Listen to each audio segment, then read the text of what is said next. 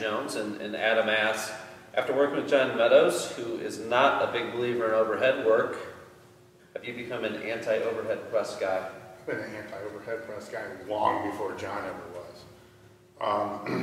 I don't like the overhead press. It's, you know, Buddy Morris and Tom Matsunzi kind of convinced me otherwise, you know, convinced me of that many, many years ago.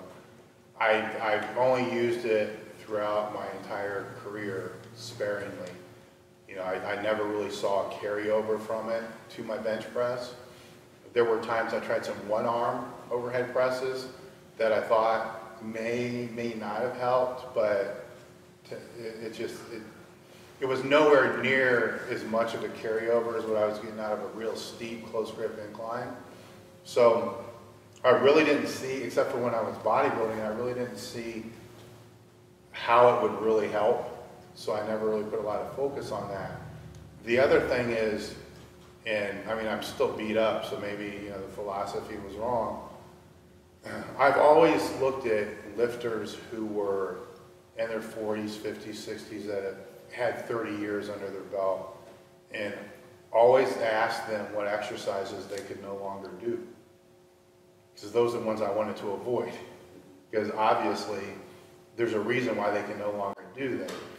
And on that list was always chins, dips, overhead presses, a lot of times bench presses and squats, but I was powerlifting, so I had no choice.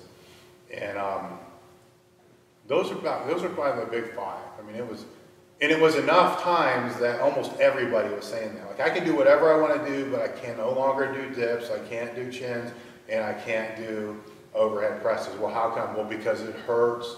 You know, I don't have the range of motion. My joints can't handle it anymore. Extensions are inevitable, regular extensions. So I avoided that shit because I'm like, all right, I got to find different ways to do this stuff because it's, you know, it's kind of looking for clues and trying to avoid them. So I won't say I hate it. A lot of people really love it and like to do it, and I'm all for it, but I don't think I have the bone structure to be able to get any type of carryover out of it.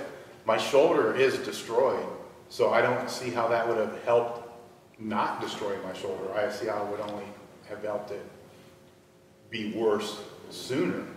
Now, people I trained with, like Kenny Patterson, you know, lived by overhead pin presses.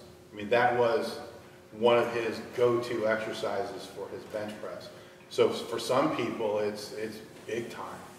So it all depends upon the person. I'm not a real big advocate of it. I try to keep it out, and if I do put it in, it's going to be with somebody else. It's going to be with higher reps, or unless they come to me and say, this I know for a fact helps my lifts. The same way I keep out dips